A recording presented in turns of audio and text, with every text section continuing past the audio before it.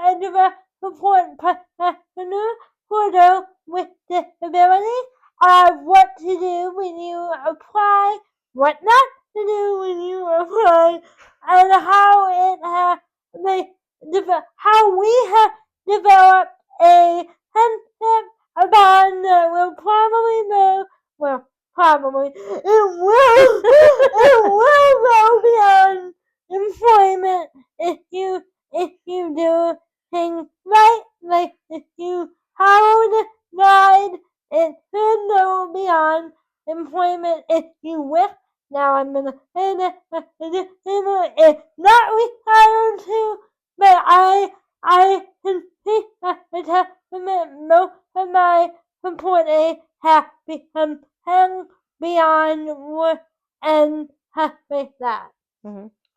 However, we want to point out with how we met connected. So how I first got connected with Anna is I go to Maryville University, and so what they do is they have us set up a handshake profile when we first got there in our university seminar class. And so I set up like my resume, I filled out my profile, I think I did a pretty good job filling it all out. You did. I was telling you earlier, but yeah. I know that when I post my ad, it asks you handshake as an employer, as an employer, it asks you what major you want and what interest you want, and you can put like occupational, like psychiatry, therapy, all that, and then like industry interested, I'm gonna be put like medicine or like rehab or whatever I consider, right, baby, and I'm populated like housing, handshake profile, and they are all like no profile picture, no bio, who you are as a person. Sometimes, a lot of the time, not even work history.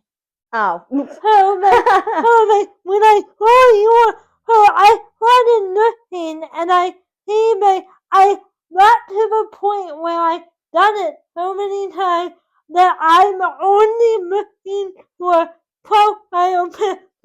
Just to get you started.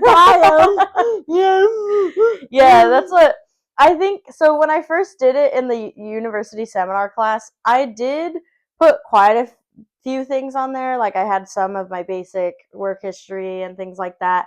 But I'd say definitely I put more effort in than some.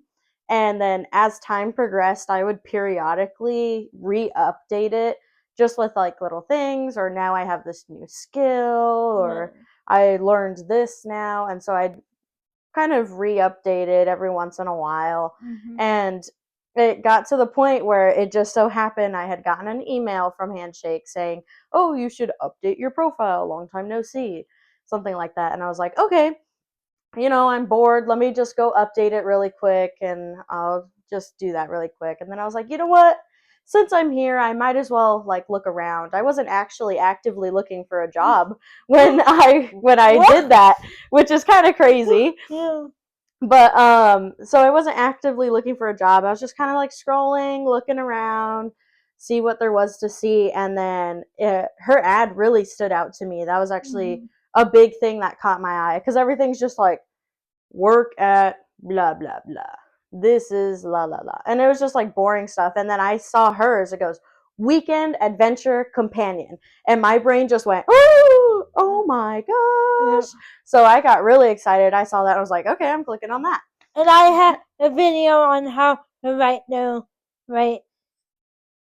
hopefully on that. I never know. Yeah. And so I checked it out, and the way her ad was structured was just, it really popped out to me. There were quite a few emojis. It was just like, this is what I need. It said, I am a proud wheelchair user, I'm a disability advocate, and I'm looking for someone who wants to hang out and help me explore St. Louis. And she was talking about you just need to be able to lift 50 pounds, have reliable transportation, and coffee's included, which I think is more of her thing than it is mine. But I'm sure there are plenty of other people who are stoked about that. But so yeah, I was just reading through it and I was like, oh my gosh, this looks so cool. And honestly, it was the very first time I ever wrote a cover letter in my entire life. Because my comparison is I was going to work for Maryville University Library at one point. I was going to apply, and then it was like, write a cover letter about how much you want to work at the library. And I was like, I don't really want to work at the library that much. So then I was like, eh. But I saw Anna's ad, and it was like, submit a cover letter, and it was even optional. But I was like, you know what? No, I saw she had only posted it 19 hours ago. I was like, I'm going to be one of the first people to apply. I was like, there's no one who's going to beat me. She was asking for a hype woman. I'm a hype woman. Like, and I was so thrilled. I was like, all right, here I go. And I sat there and I wrote it. And I even talked to my roommates. I was like, I don't know. Like, I already submitted it. And I feel like it's not very formal. But also, she's looking for a weekend adventure companion. When you brought that up too, DSP work is not formal. It's not for me, and I know a lot of other people who are my friends who also don't want formal people. Now, if you're like nice and polite and all that, that's different. Yeah. But when you're writing, when you're applying for the please don't overformal your things. Yeah. If you do not write a cover letter, I'm not gonna, look at it, unfortunately. So, what are some tips that you remember? Yeah. I mean, definitely writing the cover letter, I'm sure, was a big thing because I was so excited. What would you put in? I mean, when I wrote my cover letter, I totally just talked about, like, I kind of touched base on everything that she had mentioned that was in her ad. And I was like, I even said, I may not be PT or OT, but I'm a psychology major. And honestly, I think that gives me a little more insight onto how your mind works rather than just being like, I know some people tend to think about physical limitations when in reality, that's not all there is in life. And so I was like, I might be a psychology major, and that's not necessarily what you're looking for, but I feel like I'm the person. Like, and I talked a little bit about my own interests. I talked about how I love to like just be singing and dancing, and I'm super extroverted. Yep. And I was like, I honestly feel like I would be such a great fit for this position. Like, I was so excited, and I was like, and I would love to explore St. Louis with you. We can do whatever. I'll totally change my schedule because I worked 3 jobs at the time when I was applying, and I was like, you know what? Whatever. This is so much cooler. Like, and you and when you're writing, no, have a human approach. Yeah. That more helpful for us. If we are looking for and helpful for the parents to know who you are as a person. Yeah. Because you are literally coming into somebody's home. Yeah. Home environment, and parents are parents for that. Even I'm parents.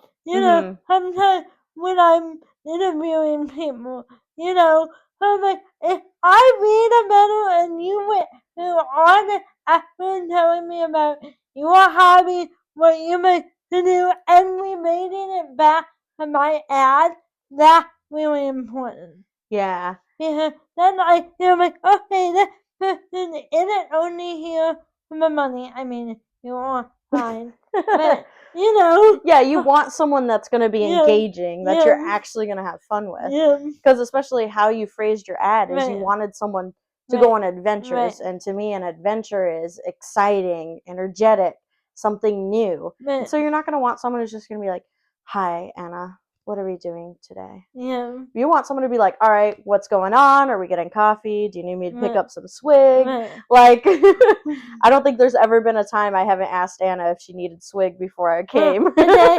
You already knew. Yeah, I knew you had some today. Yeah. But yeah, I think that was a big thing for me when I was writing my cover letter. I was so excited. And I even told my roommates, I was like, it might be informal, but she's looking for an adventure companion. I think she's not going to be mad about it. And even they were like, yeah, honestly, I think that if anything, it makes you more personable because then she's actually hearing a little bit more about you. She might not be able to hear your voice, but she can tell the energy. And that what made me want to, know that we can talk about, we will talk about that, how we do that. But yeah, make sure your letter really personal and make sure that your handwriting profile has a picture. Hopefully not like a dawn or like something. Yeah. And write a little bit about you as a person in your bio, and then maybe what type of work you want. I seen people say like, would love to work in the nursing field, and that helps us as employers find you. Because if you are I have nothing. I'm not going to spend my time messaging you to invite you to apply. Yeah, because I mean, however much effort you put into your own profile is going to kind of convey how much effort you're going to put into everything else. Like, So, yeah, that kind of a profile and have a better point in this are we missing anything? No, just, I mean, I also found another client through a job fair, which is another way of finding. Yeah. Yeah. I feel like that's more on the interview side. Oh, okay. We will go to that. I was thinking like more are we missing anything about profile and cover letter? I don't think so. Right? No, I don't believe so. Perfect. Now that you made it from enough things, and for me that would be in person. I'm sorry, not in person. Phone call. Phone for interview, or this the same principle here and apply to a in-person lab fair. So I might have my report do a phone call interview so that I can hear you and also so that I can see how a normal conversation would go with you. And so when I do that, I usually it's literally 2% talking. Do you want to explain how you no? Yeah, so when you had, we did a little coordinating first. We were like, when's a good time? But then we had our phone call, and you're just like, hi, how are you? And it was just like a normal conversation, anything, just, I'm good, how are you? And then you only asked a couple of questions just about like availability. And then one thing I remember you specifically asking me was, do you know anything about cerebral palsy? And I remember just saying like, honestly, I've heard about it. I don't know too much about it, but I'd be more than happy to like learn about it and like research it if that's something I need to do. And she was like, oh, I can always tell you about it myself. Like, I can tell you everything that you'll need to know. And I was like, okay, cool. And it was really cool because it was just like we were talking, saying a little bit about our hobbies, like things that we were interested in, and it was like an easy conversation. It wasn't like, oh my god, is she gonna hate me? Like, and I think that's important to remember too. But if you're applying to the lab, make sure you are available to talk at the time we set, right? And make sure you have time to actually carry out a conversation. Yeah. Because all we're here do we even want to move into an in-person interview? Because as an in-person anything take about coordination. Yeah. So whether you're an individual that disabled or a family member who's doing the coordination, in person takes a while.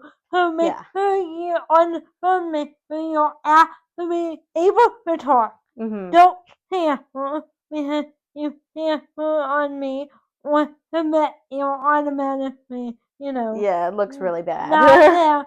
And make sure you treat it like like you were talking to a friend is how I would like my phone call to be treated. And then also like telling and then like asking your question, and then being really honest about everything. Yeah. Don't like if I'm talking to you about my diagnosis or my hobby or what you have to do, if you're not interested, don't ask me anymore. Just be upfront, like what you don't want to waste anyone's time at the end of the day. Just like you wouldn't waste mine, I'm not going to waste yours. Right. And so and then in person career fair, how would you define that? If you're going for the bar, be human. Yeah. At the end of the day, please.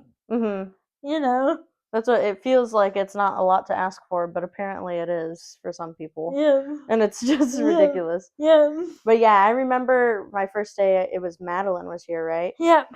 And it was just a quick little in-person interview. We got to talk a little, and then we went over how to like break down and set up the wheelchair. Right. I don't think we went over the walker that day because you didn't have your new one yet. No. But it was just really simple. Like you just kind of talk to them a little bit.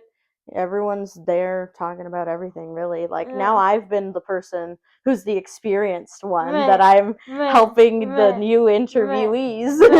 And like I had people ask me like, how do I need to dress and things, and I'm like, okay, well, Yeah. if you're going to work to have me hang out with my friends. Yeah. How weird, I know, but that's me what it is. Yeah. Like I haven't really like dressed up real fancy. Right. I'm not coming in with this fancy blouse and the slacks or anything. Yeah. And please, God, don't come in with your notebook. Or high heels. I had people come in with the notebook. Oh, really? Everything down. Why? No, yeah. I mean, you're there to go experience, run errands, go hang out with other friends, go to lunch. Like, you're not there to sit and take notes.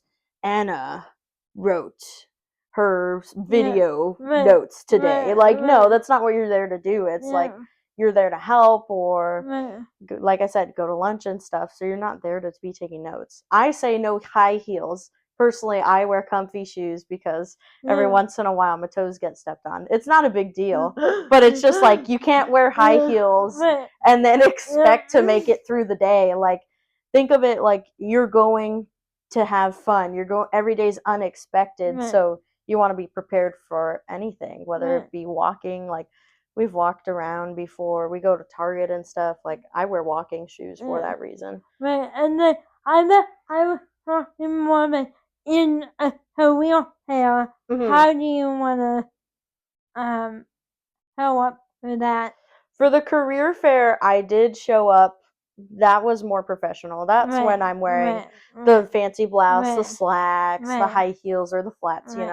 That's when I dressed more professionally. But when if you were looking for that type of job, particularly, I would say you don't need to do that. Yeah, you don't have to go all out like crazy, but just when I show up to a job fair, I tend to dress more professionally. But when I'm working and hanging out day to day with Anna, it's not a big deal what I'm wearing. And like you had another client telling you at a lab sale, Yes. and the same principle as the phone interview apply there, Mhm. I think. And that my person has persistence, Yeah. which they could tell you, Yeah. know. Which, I mean, when I was at the job fair and I found my other client, I actually started looking for tables talking about DSP work or caregiver work because I had been working with Anna probably about a month or two by then. And I was already like, you know what? This is really cool. I like this a lot. So that's when I went to that job fair with some friends, and then we walked around and I started looking at each and every one of those tables, and I ended up finding someone who was also looking for self-directed support. Yep. Yeah, and she just went like with a Facebook group. I guess they like set up their table together, but each person had their own separate like little sheet, like a little description of who they were representing and stuff. And so I walked up, I was like, "Hi, really interested. I want to look for another person I'm currently working with," and I was telling them a little bit about Anna. She has cerebral palsy. I really like it. And so the person I just so happened to be talking to was like, "Oh, really? Like, that's great. I have a son who has A, B, C, and D, and I'd love to talk to you more and this, that, and the other." And I was like, "Okay, yeah, perfect. Well, here's my contact information," and we exchanged information, and I told her a little bit about myself. She told me about herself and her son, and that's how I got to move on to the next thing, next step. Being personable, and Yeah. if you already have high, use that. It gives you that little upper hand, because it's like, okay, now you're experienced. Because I knew when I first applied with Anna, I was like, oh, I don't have any experience. I wonder if that'll be an issue. You don't need it. You need somebody, that's why we're making this video. How are all these tips? And you can be good. That's what. Yeah, I was worried that I might need experience, but really you don't need to. You just need to have an open mind and compassion at the end of the day. And that'll take you as far as you need to go here. And I bet, what have you gotten out of, why good parents were individual power students? For me, around my own age, but why her student, why the neighbor, and also like what you want parents to know about picking students. So I would say like picking. No, yeah, I get what you're saying. If I answer wrong, you tell me. But I would say just kind of like being a student, the flexibility was such a big plus, because I've seen her work around other people's schedules, and so as a student, that's a big thing that was really, really nice. For the parents, I'd say picking a student is really nice because not only do they have other things on the line that they can't do something wrong, you get what I'm saying? But you get to know them a little bit more, and you know that they're working towards their own success. They're trying to build their future and build themselves. That it kind of tells you a little bit about who they are to begin with. And that can be a really nice insight, because you want someone who's going out and doing things, and you want someone who's going to explore and kind of help build something, especially throughout college. Like, they're going to be there for the most part. They're going to be there for the next 4 years. So you kind of have someone where you're like, hey, I got you for a little while. Like, I didn't work with Anna very long, but like some of her other supports, she's like, oh yeah, so and so is gonna be here for the next 4 years, and she's all excited. It's like, yeah, because I mean, long-term support is all like, I would say always better, but sometimes you don't always get that opportunity. I mean, and I'm not like that. I will hire you. Yeah. Even what time I bet you may have a long-term support. It's really nice. Yeah. It has to be the family who have higher support needs. Yes. And that's what, like, I know my other client, some of the people that are working with him, someone worked with him for about 15 years, and some of them have been working for Right. like 4 or 5 years, and so that long-term support is definitely a plus Right. as far as like students and stuff goes. And Yeah. plus it helps you target, because you know what they're studying, you know what they're interested in and what their plans are. So looking for someone who's in PTOT, you know that this is something that they're going to continue to want to do. Right. So it kind of gives you that background knowledge too. Right, and they also have an educational standpoint and how you learn, Yes.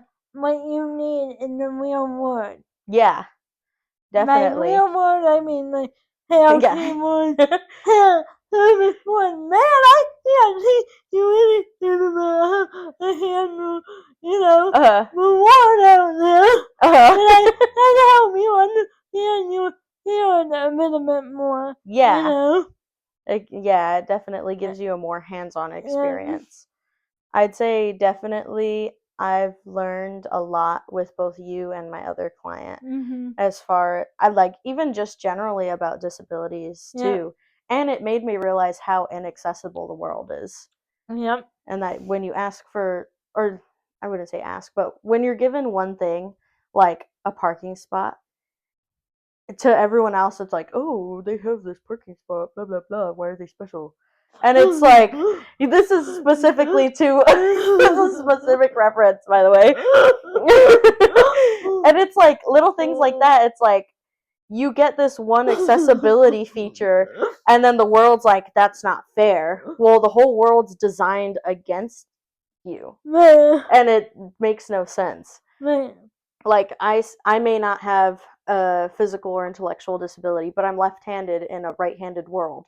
So to an extent, I kind of know that the world was designed against me. And so like trying to figure out and getting those little things like a pair of left-handed scissors, and people were like, oh, that's so dumb. Why do you need left-handed scissors? Why do you need a parking spot? Like, that makes no sense. Yeah, and like another thing too, you were able to build a headset and hang in the new city that you were in. Yeah. Assuming you're not here. Yeah, I'm definitely far, far away from home.